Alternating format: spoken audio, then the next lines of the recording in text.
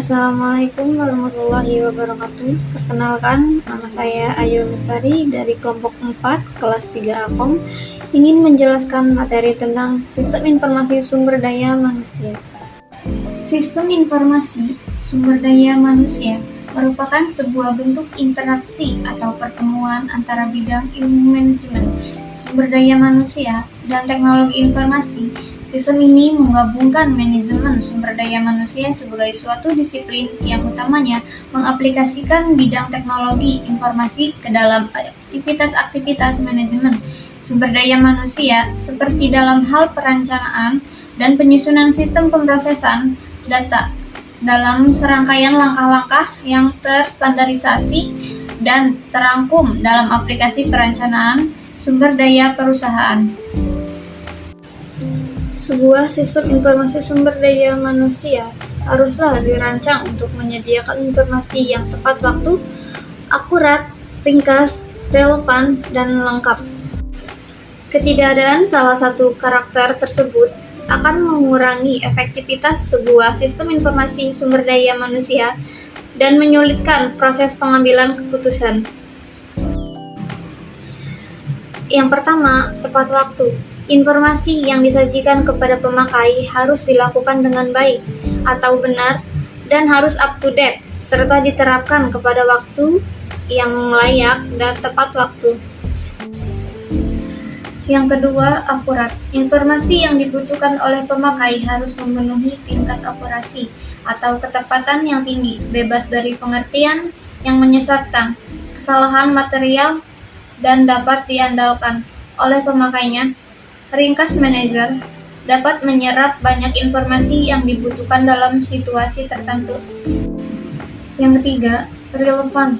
Manajer haruslah mendapatkan hanya informasi yang dibutuhkan dalam situasi tertentu. Yang keempat, lengkap. Manajer harus mendapatkan informasi yang lengkap dan tidak terpotong-potong. Sistem informasi sumber daya manusia yang efektif menghasilkan beberapa laporan dan perakiraan yang terhubung dengan aktivitas. Yang kelima, laporan rutin. Data bisnis yang diringkas secara terjadwal. Yang keenam, laporan penyimpanan.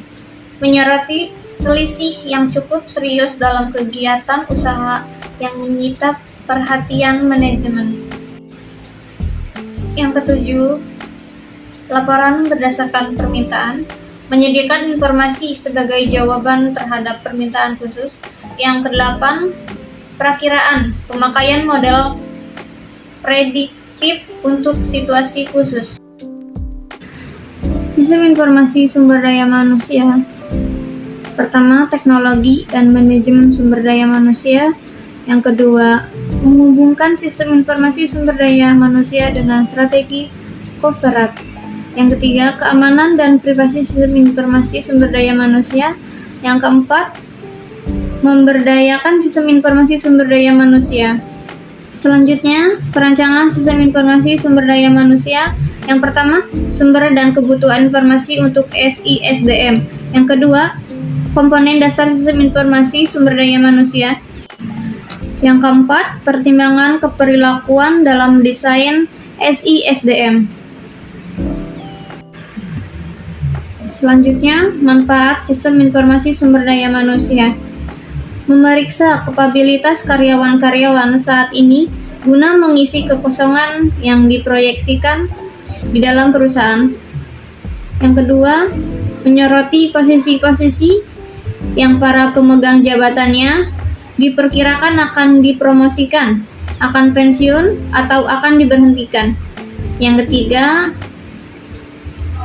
menggambarkan pekerjaan-pekerjaan yang spesifik atau kelas-kelas pekerjaan yang mempunyai tingkat perputaran, pemecatan, ketidakhadiran, kinerja, dan masalah yang tinggi yang melebihi kadar normal.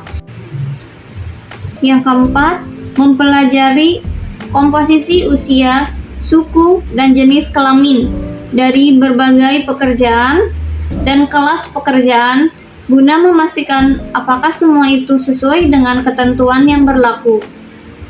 Yang kelima, laporan-laporan kompensasi untuk memperoleh informasi menyangkut seberapa besar setiap karyawan dibayar, biaya-biaya kompensasi keseluruhan, dan biaya-biaya finansial dari setiap karyawan dibayar. Biaya-biaya kompensasi keseluruhan dan biaya-biaya finansial dari setiap kenaikan-kenaikan gaji dan perubahan-perubahan kompensasi. Yang keenam, riset sumber daya manusia untuk melaksanakan penelitian dalam permasalahan seperti perputaran karyawan dan ketidakhadiran, atau menemukan tempat yang paling produktif guna mencapai calon-calon baru. Baiklah, cukup sekian video penjelasan dari saya. Mohon maaf bila ada kekurangan dan kesalahan kata. Wabillahi taufiq walhidayah. Wassalamualaikum warahmatullahi wabarakatuh.